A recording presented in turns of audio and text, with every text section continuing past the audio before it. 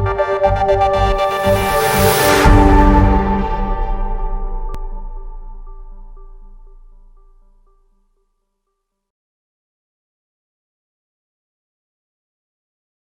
we have with us Dr. Bharati Dhorepatil, the instrumental person behind this monumental FOGSI-FIGO 2016 conference. Dr. Dhorepatil is the vice president of this big event and one of the key persons behind its success. Congratulations, ma'am, for the success of this event. Thank you very much. Thanks, Ita. Dr. Dhorepatil is an eminent gynecologist and obstetrician from Pune with more than 35 years of experience. She has won several awards and accolades, including Gaurav Puraskar for her outstanding contribution in infertility treatment. Besides FOGSI, she holds several prestigious positions in different medical associations like IMA, Indian Fertility Association, Indian Society for Human Reproduction, Indian Society for Genetic Screening, ASRM, and many more. Dr. Bharati, first of all, congratulations to you and your team for organizing such a great conference on very interesting topic. Can you please elaborate the idea behind selecting this topic? Thanks, first of all, to Pankuri you and the Docplexus for this interview. Ideally, OBGYN practices revolves around recent advances and updates. We thought, what should be the best practices? What is clinical practice take-home messages for the gynecologist to be taken? That should be a consensus. So best practices, breakthroughs, new things has to be updated all the time.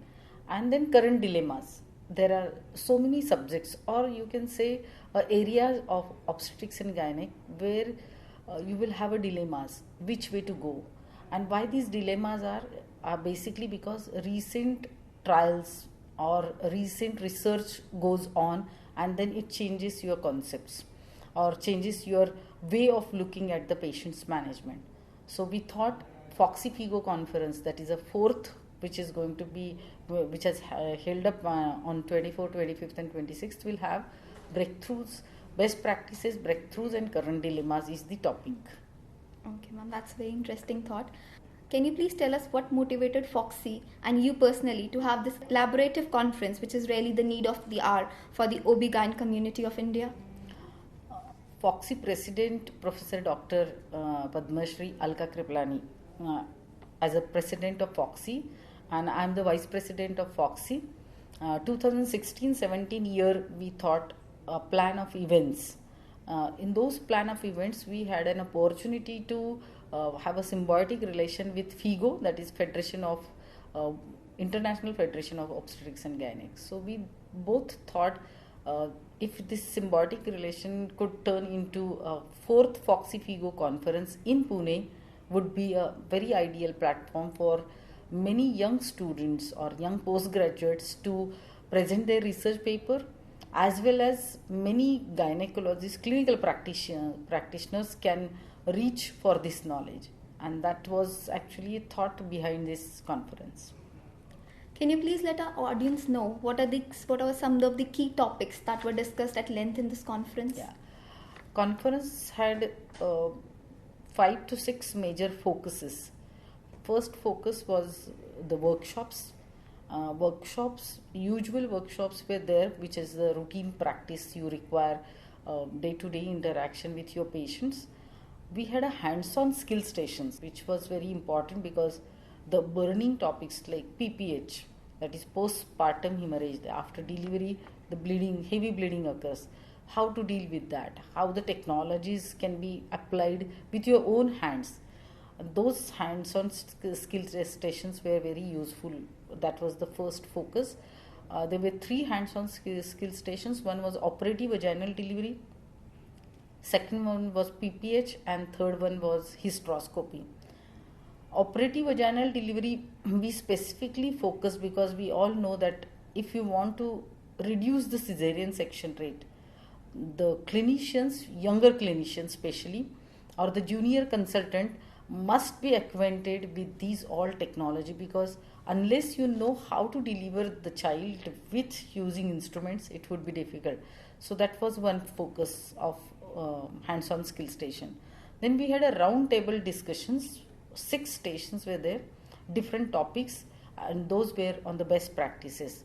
So how can the consensus comes out with the best practices? For example, we do electronic fetal monitoring during the delivery or the labor.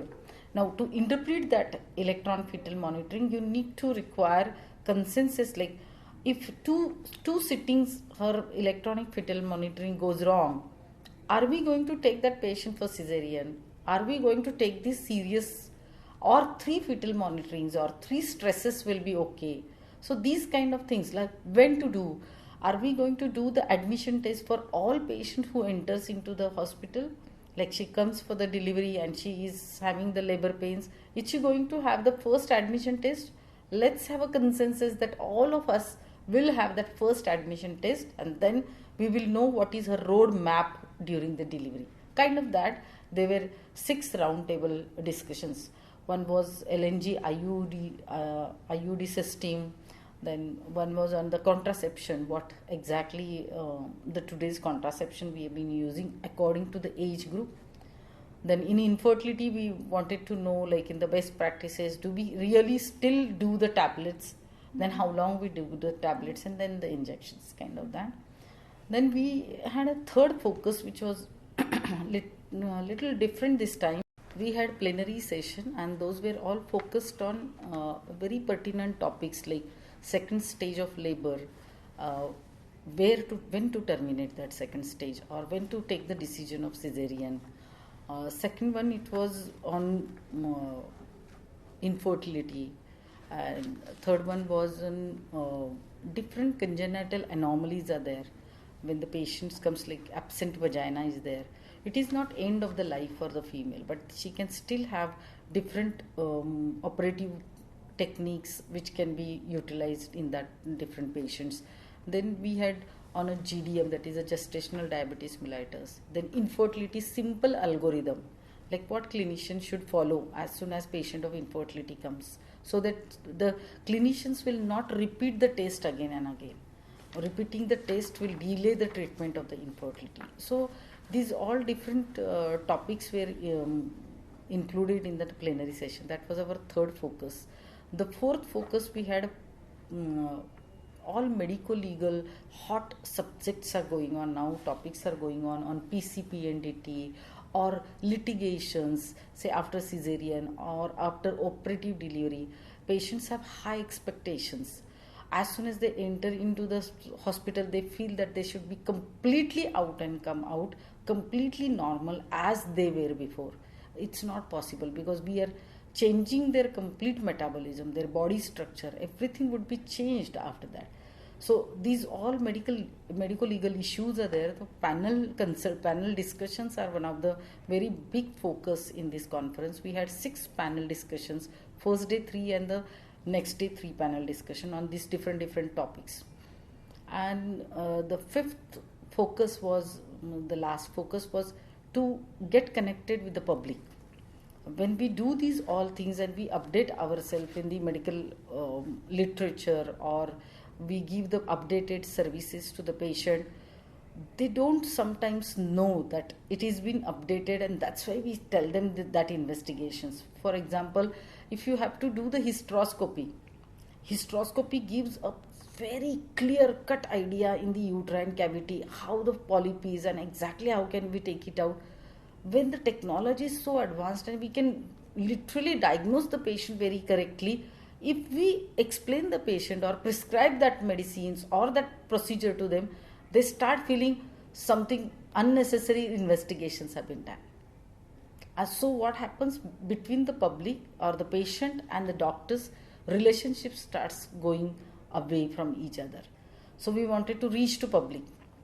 So we had 2 programs of public programs. One was a health walk, and the other was fight diabetes program. So these were 5 focuses which we had in the mind for this conference.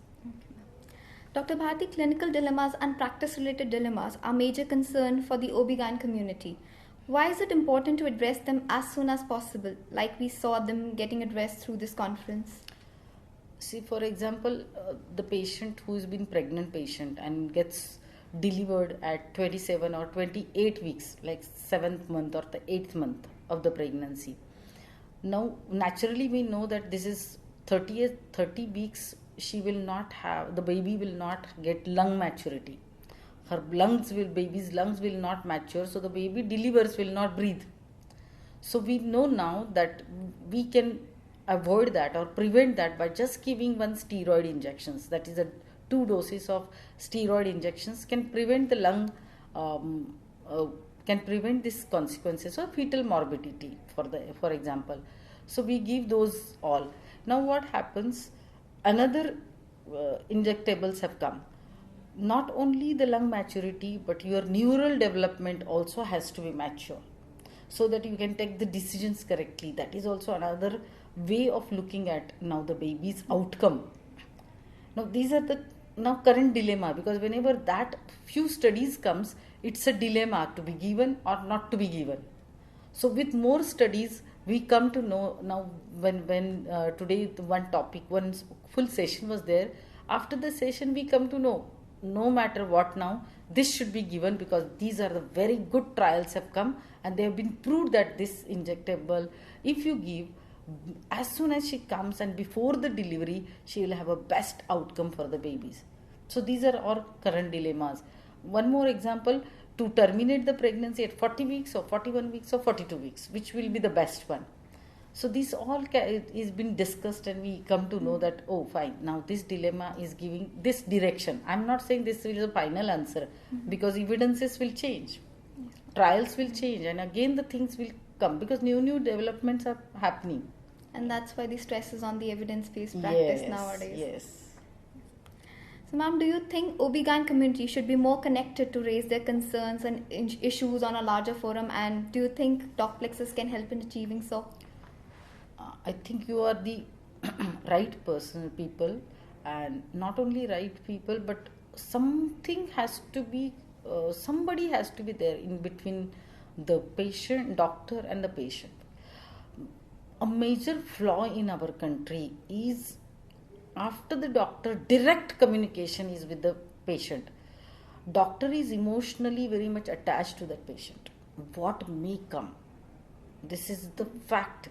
95, maybe 1 or 2% everywhere there is a black sheep, but 95 to 97% of the patient, believe me, they are their clients, they are their patients. They will never ever think differently with that patient. It will be always, but only they may not express that, or they may be busy, they don't know how to go closer to the patient for their so personal life. So in between people has to be there. That healthcare structure is not developed in India. The way they are nurse practitioner abroad, or they have a healthcare workers there, and media. They have lot of things, awareness through the media for the people. They know if suppose this HRT medicine comes, they have already known through the media, and media depicts correctly to them. And that is where Docplexus will be a very, very useful to have this gap reduced. I cannot say completely abolished, but you can definitely reduce that gap. Yes, ma'am, and especially in the OB-GYN community, where the doctors have to interact with patients for a longer duration of time because of the kind of 9 months yes, there. ma'am. And they are healthy people, when the patient pregnant patient, you all also know that a pregnant patient is not a diseased patient. So their mind setup is not that I have getting this my patient for a disease or something, or if a cancer patient comes, they already know. How do they know? They are not medical people, but how do they know? It's just because of the awareness. The cancer is fatal, cannot be cured, or cancer takes longer time. This is all why HIV was been spread, and immediately everybody started asking us, disposable hai na aapke paas? Kind of that. How come that went? It is only through awareness, and media plays a very big role in this all things. Yes, you ma'am. come across to us, from us, and then you deplete to the public, and that will be the best way to. Ma'am, that's the mission of Docplexus, to empower doctors. Thank you. Thank you so much, ma'am, for your valuable time. To stay updated on our latest care interviews and videos, please subscribe us on our YouTube channel, like us on our Facebook page, follow us on our Twitter. Happy Docplexing!